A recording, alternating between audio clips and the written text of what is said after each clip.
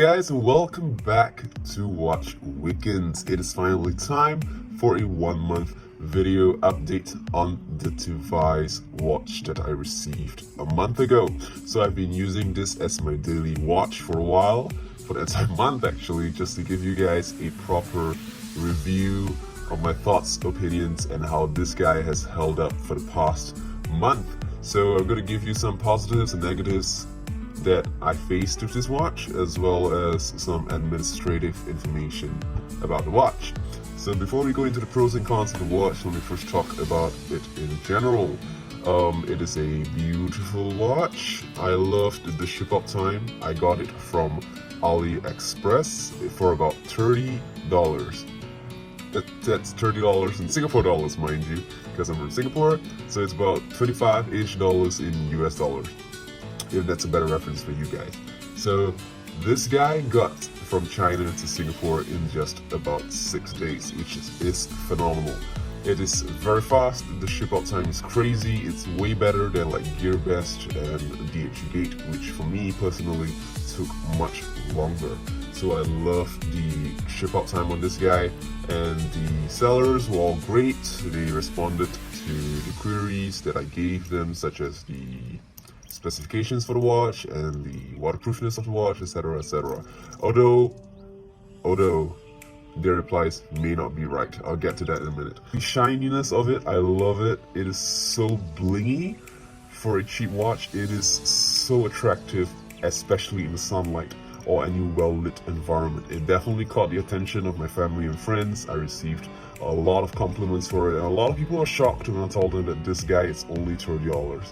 Really, they just go crazy, like, wow, it's only $30 for a watch like this. Because honestly, it's kind of crazy. It does not look anything like a $30 watch. I would probably say, if you tell me you bought it for about a couple $100, I'll believe it more. The most important thing about a watch, a mechanical watch especially, like this one, it's about not just the aesthetics, it's also about power reserve. So the power reserve on this guy is not bad. It's about 16 to 18 hours of a power reserve.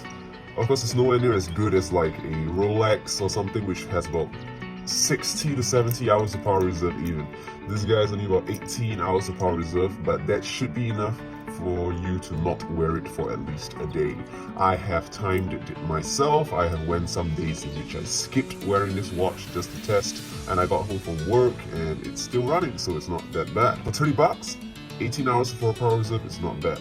However, one thing to note is that the power reserve on these guys are absolutely subjective. I have friends who use other device watches and they tell me the power reserve is seriously bad. Some of them barely hold up to 6 hours at full wind, which is crazy.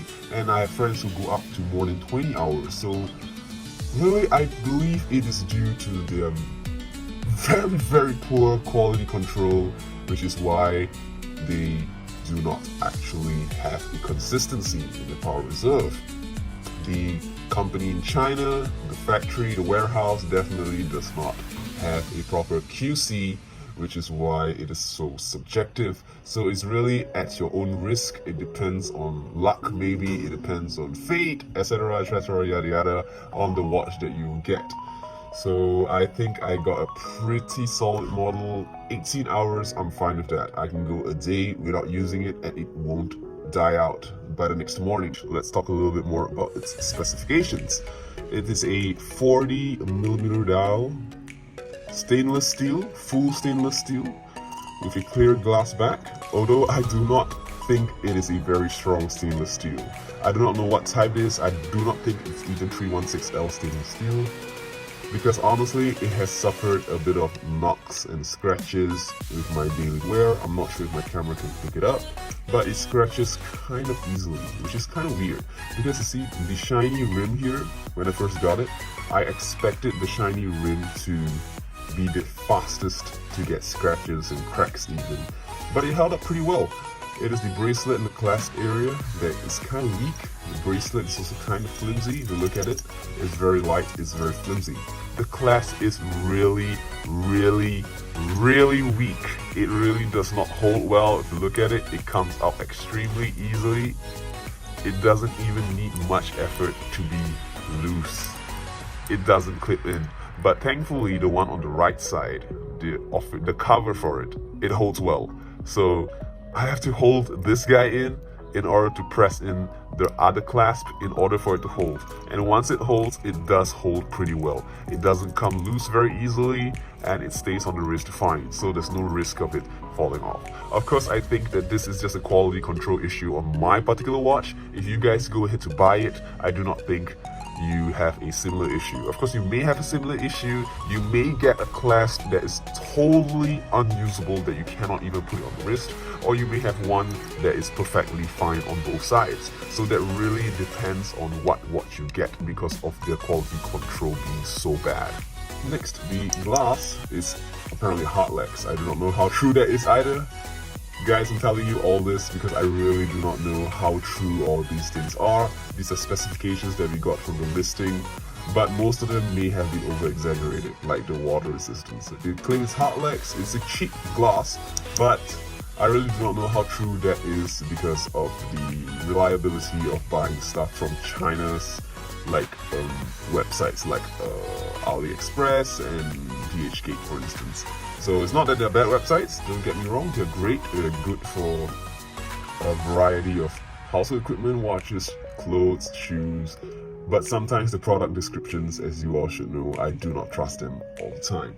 It supposedly has lume hands, but the lume is extremely weak. It is almost non-existent. I tried to take a lume picture or video in the dark for you guys to see, but it was so light and so faint it did not even show up on camera, so I couldn't even put it in. So that's how bad the lume is. The lume is practically, essentially non-existent. It's useless basically. It claims to be 3-bar water resistant, but I highly doubt it. Why? Because if you look at the buttons here, it's kind of exposed. You can see there are holes around it. It's not perfectly fit, so water can actually seep in very easily. I do not trust the mechanism of it. I believe that most watches will have an inbuilt rubber mechanism behind it to prevent water from going in, but with its build quality, I do not think that it is anything reliable. So guys, absolutely do not take this for a swim. Do not even take it for a bath. I wouldn't even feel safe to be washing my hands with this guy near your water flow. So guys, do not take this guy near any body of water. Of course, I have not been in the rain or anything with this guy. I have not accidentally caught water in it, so I cannot tell if the waterproofness is anything to be reliable. Moving on to the time itself. This watch has a good power reserve, like I mentioned earlier, but the time it gains is really fast. It gains almost a minute every few hours, which is insane. It is also very inconsistent, which is why I'm so confused. Sometimes at the end of the day, the timing is fine. Like, the timing is so exact when I check it on my smartphone and compare it with the watch. But sometimes it can be up to 3-4 minutes fast. I do not know why that is. Sometimes it goes slow even, so it's kind of weird. I do not think there's consistency in the mechanism as it runs. So sometimes it gains time, sometimes it loses time. Overall, it's not that bad. You don't get something like 10-20 minutes faster or slower like I've seen on extremely badly made mechanical watches, but this isn't that bad. It's still plus minus within the 5-minute range on average for the time, and most of the time it just gains about 2 to 3 minutes at the end of the day. It's kind of bad, really. It's kind of bad, but it's not that bad considering the price point. So that's another thing to look out for. Once again, I think this is due to the quality control issues. Maybe you would have already noticed from my close-ups, but the brushing is uneven. If you look at the top brushing and you compare it with the bracelet is more matted. It doesn't have that rough, polished texture, which is so annoying, because in the light it reflects very differently and it's very obvious that the brushing is different.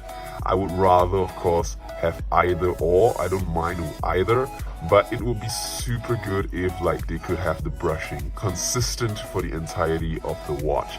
2 different brushings on this watch. It makes it seem so badly manufactured. It makes it seem as though this is some aftermarket bracelet or something. So this is a very bad point to note on this watch. Here's a petty little detail, but if you look at it, if you look at the date, I do not know if it shows well. The date number is super deep. It seems sunken in the dial. It's so deep on the face. It's like almost a couple of millimeters in. So this is something that I really do not like. It's a lot better if it's just touching or closer to the surface. This is just a little petty detail for me because I'm such a perfectionist when it comes to watches and I'm so fussy about it. The only reason I'm not expressing that fussiness is because of the price point once again, coming back to the very low price for this mechanical watch. And overall it's good looks. But when you talk about petty little details, yes, I do not like it that the date is so sunken in. Sometimes in bad lighting, you can't even see it because it's like hidden inside. Light cannot even reach it and you can't even see it when the lighting is poor. So that's one thing to note. So there you go, this is pretty much more in-depth review as compared to the first unboxing video of this watch. After a month, I've already spoken about the sub-dials in the previous video, so if you want to find out more about that, you can take a look at my first video on this watch. So there you go, this is pretty much more in-depth review as compared to the first unboxing video of this watch. After a month, I've already spoken about the sub-dials in the previous video, so if you want to find out more about that, you can take a look at my first video on this watch. So guys, in conclusion, this guy is not that bad. Really, it really isn't that bad. I've had my fun wearing this watch and definitely it's going to stay in my collection. It's a good watch because it's so shiny and you can really dress it up and you can dress it down. You can wear it with a formal attire, you can wear it with a suit and go for dinner, and you can just wear it when you're wearing casually and going out for a date with your friends. It's perfectly fine. And it's been a month, this guy has held up pretty well, so I'm expecting that it'll hold up for the long term without any major issue. Of course, if you guys want another future update, further down, maybe half a year or even a year later, depending on how active I am in continuing these watch videos. I hope I am, with your continued support, of course. And, well, if you guys want another video update or any video requests, let me know in the comments below. And of course, as usual, give me a thumbs up, give me a comment if you can, and turn on post notifications. So I apologize for my voice today and my speech today. I'm having a little bit of a cough and a cold, so forgive me on that. And of course guys, I will see you in the next video. Peace guys.